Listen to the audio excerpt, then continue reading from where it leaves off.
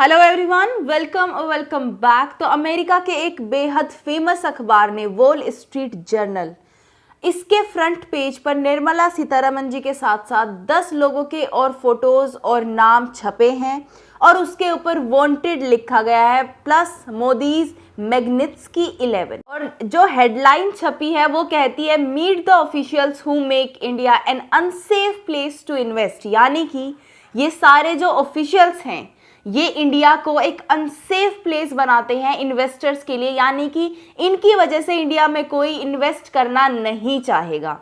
जो Indian government है उन्होंने इस चीज़ को बोला है कि ये अटैक है ऑन इंडियन सोवरेनिटी।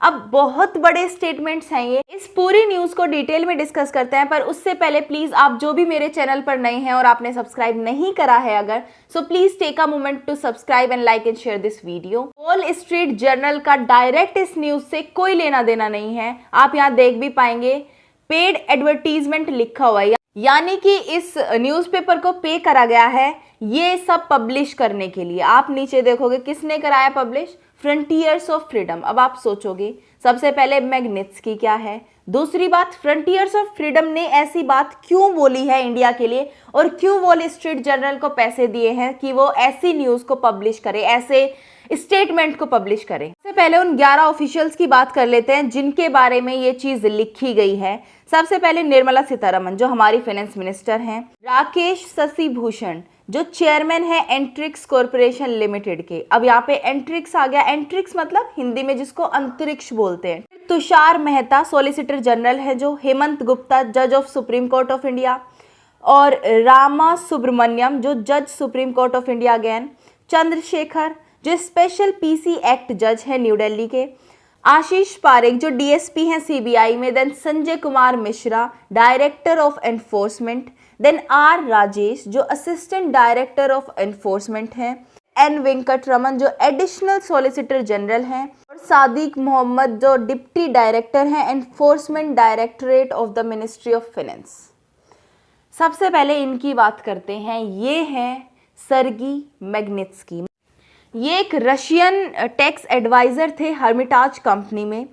इन्होंने क्या देखा कि पुलिस ने रेड्स करी इनकी कंपनी पर और फ्रॉड तरीके से क्लेम करा $230 मिलियन का। इन्होंने ये भी क्लेम करा कि पुलिस हर्मिटाज कंपनी को अक्यूज़ करी है टैक्स इवेजन के लिए, जस्ट बिकॉज वो अपनी पुलिस जो रेड्स हुई हैं उनको जस्टिफाई करना चाहती हैं। और बेसिकली जो इन्होंने टेस्टिमनी दी उसमें बहुत सारे पुलिस ऑफिसर्स, जुडिशरी के आदमी, टैक्स ऑफिशियल्स और बैंकर्स, इन सब के खिलाफ केस होना था। लेकिन हुआ क्या, क्योंकि बहुत बड़े बड़े ऑफिशियल्स इस स्कैम में शामिल थे, इन्होंने उल्टा मैग्निट्स्की को ही अरेस्ट करवा दिया और उनकी फिर इवेंचुअली मौत भी हो गई जेल में ही। ऐसा बताया जाता है कि इनको बहुत सारी बीमारियां हुई जेल में और जो रशियन गवर्नमेंट थी उन्होंने इनका इलाज करवाने से मना कर दिया और इसीलिए इनकी मौत हो गई 2009 में।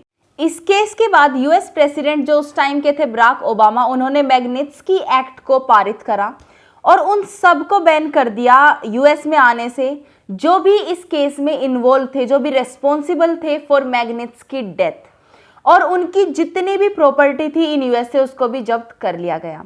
और तब से ये एक्ट फंक्शनल है यूएसए में, यानी कि अगर किसी भी कंट्री में कोई ऐसा सिमिलर केस होता है तो उन लोगों को जो भी रेस्पॉन्सिबल होते हैं, जो कल्प्रिट होते हैं, उनको यूएसए में आने से बैन कर दिया जाता है और उनकी जितनी भी प्रॉपर्टी यूएसए में होगी उसको सीज कर लिया जाएगा। अब आपको समझ में आ गया होगा वहां पे मैग्निट्स्की वर्ड का यूज क्यों हुआ है, क्योंकि इस केस में इन 11 ऑफिशियल्स को, जिनमें से निर्मला सीतारमण जी भी हैं, कल्प्रिट माना जा रहा है। लेकिन केस क्या है वो भी डिस्कस करेंगे। वास कंपनी के को फाउंडर हैं रामचंद्र विश्वनाथन जो कि इंडियन ओरिजिन के हैं। इन्होंने फ्रंटियर्स ऑफ फ्रीडम जो कि एनजीओ है वॉशिंगटन बेस्ड अमेरिका का, इसके साथ मिलकर इस आर्टिकल को पब्लिश कराया है और इसकी टाइमिंग कुछ ऐसी रखी गई है जब निर्मला सीतारमण जी भी यूएसए में ही हैं। अब क्वेश्चन उठेगा रामचंद्र विश्वनाथन ने ऐसा क्यों करा, वो भी समझाते हैं। ये जो आपको स्क्रीन पर दिख रहे हैं यही है मिस्टर विश्वनाथन। अंतरिक्ष कॉरपोरेशन जो कि एक इसरो की आर्म है और इसको बनाया गया था 1992 में। ये बेसिकली जो कमर्शियल और मार्केटिंग चीज़ें होती हैं इसरो की उन सब को देखती है। अब ये दोनों कंपनीज की जो मैंने बात करी है, पहली अंतरिक्ष और दूसरी देवास, इन दोनों के बीच में एक एग्रीमेंट साइन हुआ 2005 में, जिसमें कि जो देवास है वो मल्टीमीडिया सर्विसेज प्रोवाइड करेगा मोबाइल प्लेटफॉर्म्स को इंडिया में, और जो सैटेलाइट्स लॉन्च करी जाएगी वो इसरो के द्वारा करी जाएगी, और जो इसका कॉमर्शियल प्लेटफॉर्म देखेगा वो अंतरिक्ष देखेगा। लेकिन इसमें कुछ फ्रॉड हरकतें मिली इसरो को, जिसमें कि अंतरिक्ष के भी कुछ ऑफिशियल्स शामिल थे। इसी वजह से 2011 में इस डील को कैंसिल कर दिया गया इसरो और अंतरिक्ष के द्वारा, क्योंकि देवास ने बहुत ज़्यादा इन्वेस्टमेंट लेकर लगाई थी, एफडीआई भी उनके पास काफ़ी थी इस प्रोजेक्ट के लिए, तो अंतरिक्ष के खिलाफ उन्होंने केस कर दिया। केस बेहद लंबा चला। फाइनली 2011 में ये कोर्ट का आदेश आया कि जो देवास कंपनी है उसको वाइंड अप करे जाए, उसके ऑपरेशंस को, on the grounds of fraud. अब ये सिर्फ इंडिया नहीं था जहां पर देवास ने अंतरिक्ष के खिलाफ केस करा था, नहीं, क्योंकि अंतरिक्ष के काफ़ी सारे सेटअप यूएसए में भी थे, कनाडा में भी इन्होंने केस करा अंतरिक्ष के खिलाफ, और यूएसए में भी। ये आपको शॉर्ट में पूरा दिख जाएगा क्या क्या इस केस की डील्स हुई हैं, क्या क्या हुआ है इस केस में फ्रॉम 2005 टू 2022। जैन 2005 में एग्रीमेंट हुआ दोनों के बीच, 2011 में एग्रीमेंट कैंसिल हो गया फ्रॉड के ग्राउंड्स पर। अगस्त 2016 में सीबीआई ने जांच शुरू करी। सितंबर 2017 आईसीसी यानी कि इंटरनेशनल चैम्बर ऑफ कॉमर्स ने देवास को अवार्ड करे कितने, $1.3 बिलियन एज अ कॉम्पेंसेशन। मतलब इनको इतना पैसा मिल भी गया था। अक्टूबर 2020 में ये जो अवार्ड था ये कंफर्म हो गया। जैन 2021 में गवर्नमेंट ने अप्रोच करा एनसीएलटी को कि लिक्विडेशन की जो प्रोसीडिंग्स हैं उसको करिए देवास के खिलाफ। लिक्विडेशन होता है वाइंड अप और closing of the operations of any company. सितंबर 2021 में देवास कंपनी को लिक्विडेट करने के ऑर्डर जारी हो गए। दिसंबर 2021 और जैन 2022 के बीच कैनेडियन कोर्ट ने अलाउ कर दिया था एयर इंडिया को सीज करने का, एयर इंडिया के जो एसेट्स थे वहां पर, क्योंकि देवास ने वहां पे भी, जैसा कि मैंने बताया, के खिलाफ केस कर रखा था। फिर जैन 2022 में ही सुप्रीम कोर्ट ने आदेश दे दिए कि देवास का जो लिक्विडेशन का प्रोसेस है उसको करिए। ये न्यूज़ तब की है जब कनाडा में ये आदेश दिए गए थे कि जो एयर इंडिया के एसेट्स हैं उनको सीज कर लिया जाए, क्योंकि देवास के खिलाफ काफ़ी गलत चीज़ें हुई हैं इंडिया में अंतरिक्ष के द्वारा। फिर यूएसए में देवास ने कुछ दिनों पहले निर्मला सीतारमण के खिलाफ भी एक पिटीशन दायर कर दिया। देखो, आप पूछोगे कि 2005 का ये मामला है तो निर्मला सीतारमण वगैरह कैसे इसमें मतलब शामिल हो गए, क्योंकि देवास का मानना ये है, देवास का जो स्टेटमेंट है वो ये है कि जो फिलहाल की गवर्नमेंट है वो काफ़ी ज़्यादा हार्ड पड़ रही है देवास पर, मतलब इनके खिलाफ अभी भी लिक्विडेशन हुआ, चीज़ें हुई, उस वजह से ये काफ़ी गुस्सा है इस गवर्नमेंट पर। और अब इन्होंने ही ऐसी टाइमिंग देखकर, जब निर्मला सीतारमण जी यूएसए में गई हुई हैं, इंडिया को नीचा दिखाने के लिए एक इतना भद्दा आर्टिकल पब्लिश कराया, वो भी एक बहुत फेमस न्यूज़पेपर में।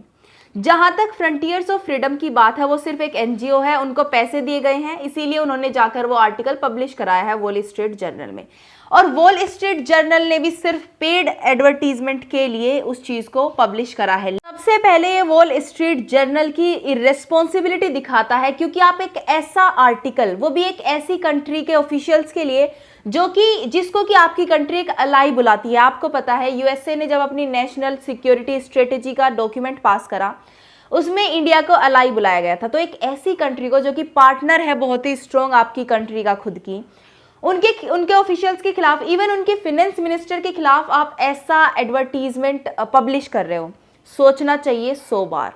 दूसरा, यूएसए की रिस्पॉन्सिबिलिटी है यहाँ पे। देखो, अगर यूएसए के ऑफिशियल्स और मिनिस्टर्स इंडिया में आए और इंडिया के बेहद फेमस न्यूज़पेपर के फ्रंट पेज पर हम उनकी फोटो लगाकर वांटेड लिखे और ऐसी भद्दी चीज़ें लिखे, तो उन पर कैसा असर होगा आप खुद ये चीज़ समझ सकते हैं। तो यूएस की काफ़ी ज़्यादा इरेस्पॉन्सिबिलिटी है, उनको इस चीज़ के खिलाफ एक्शन लेना चाहिए। बाकी आपका क्या टेक है इस बारे में, अपने जो विचार है वो कमेंट सेक्शन में लिखिएगा। And this was the news for you guys. I hope you loved it. If you did, please give it a thumbs up and subscribe to my channel, and I will see you in the next video. Till then, stay happy, healthy and bye.